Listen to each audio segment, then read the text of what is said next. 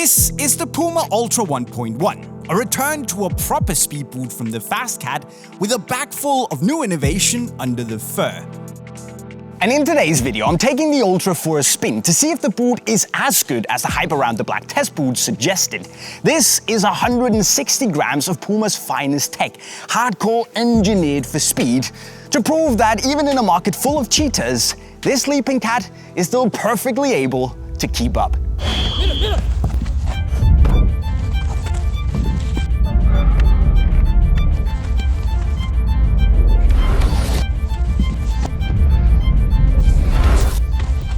The Ultra 1.1 has been built with a woven upper made of individually coated polyester yarns and then reinforced with carbon and aramid fiber yarns, also known as Kevlar, on the outside of the boot to give you stability in order to keep a soft upper that's also light and strong. But knowing how light the upper is, the fit in the PUMA Ultra is a little different to what I initially expected. Because yes, you do get that very tight and close and snug fit, but at the same time it's also comfortable and accommodating and takes to the shape of your foot rather well. Also, the boot is lined with a pretty thin layer of foam, but it means that you get a little hint of that plush and padded sensation on the inside, which for a boot that's this thin and this light is a little bit surprising, but in a good way.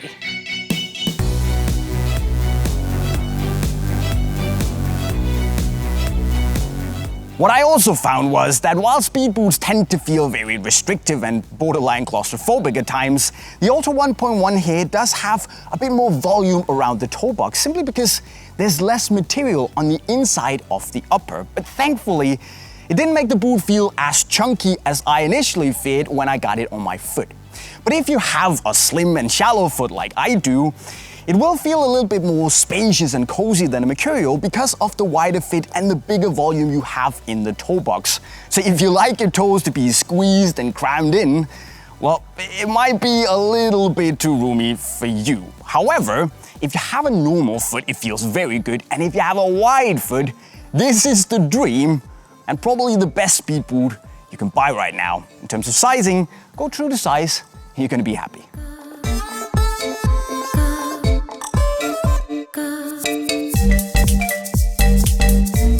What also surprised me was the stability and the lockdown I got, because experience has told me that super lightweight speed boots means absolutely zero lockdown, but it seems that somehow the aramid fibers here is preventing rollover relatively well. And also in general, the lockdown is, I would say, among the top of its class.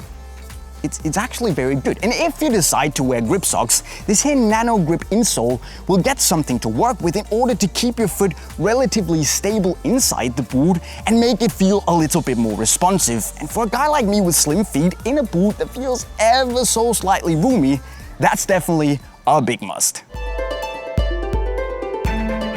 The outsole is also a big step forward with lovely aggressive chevron bladed studs that offer a lot of bite in all directions. And with a snappy and super responsive PUMA plate, I don't have too many complaints when it comes to feeling fast. Is it comfortable? Well, it's not exactly uncomfortable, but I can think of many other outsoles that are more cozy and rotationally comfortable than this one. Then again, Usain Bolt didn't set 17,000 world records by sitting and chilling on his couch.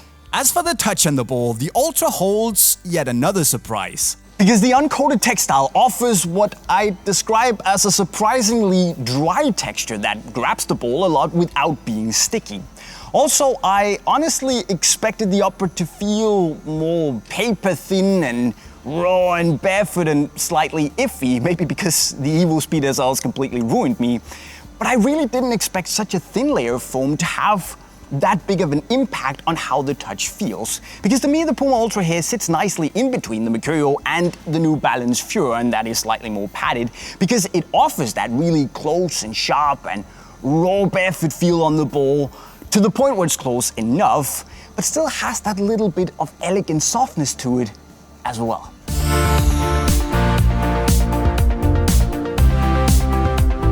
It's not 100% brutally raw and sharp, and definitely not as sharp as on the Mercurial, but I think it'll fit the general non-hardcore speed nerd really well, because it kind of takes away that sting and that really barefoot, naked sensation you get in a paper-thin upper.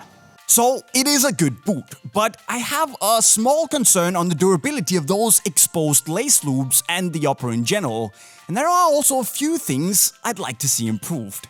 See, for me, Slimfoot Jay, the volume means that I lack a little bit of that one-to-one super tight and very responsive sensation in the boot, meaning that the lockdown experience could have been better for my foot, and I'm thinking that with all the stuff that PUMA have put into the boot, carbon fiber, aramid, yarns, I hope in the future that they work even more with this to make sure that they offer hold for every type of foot shape out there. At least they can still improve that. Also, I might be nitpicking a bit here, but maybe if they lowered the silhouette of the boot a little bit, would it make it look faster? I think yes, and the looks of a speed boot still matters quite a bit. In short, the Ultra is a great comeback to the speed scene, and because it feels like you get the benefits of ultra lightweight but without most of the drawbacks, I think it's the best speed boot from PUMA yet. So while we're led to believe that the cheetah is the fastest animal on land in the world, the Ultra has shown us that apparently the PUMA is as fast. So yes, the Vapors and the Mercurial Neo 3 Betas are still out there, and they're great football boots, but if you have a wide foot, I reckon the Ultra is the one you want. And even if you have a normal or slim foot, it's a very strong alternative to the Vapor, and it's only 200 euros. So if you want to join the Ultra family, you can do so right now by clicking the link and go to unisportstore.com right over there. But not, of course, before you tell me what you think of the Ultra 1.1 now that the first colorway has been revealed in the comment section right down below. And if you want to keep watching here on YouTube, you can also go and learn some wicked football skills in the playlist right down there. With that said, guys, I'm signing off. Cheerio.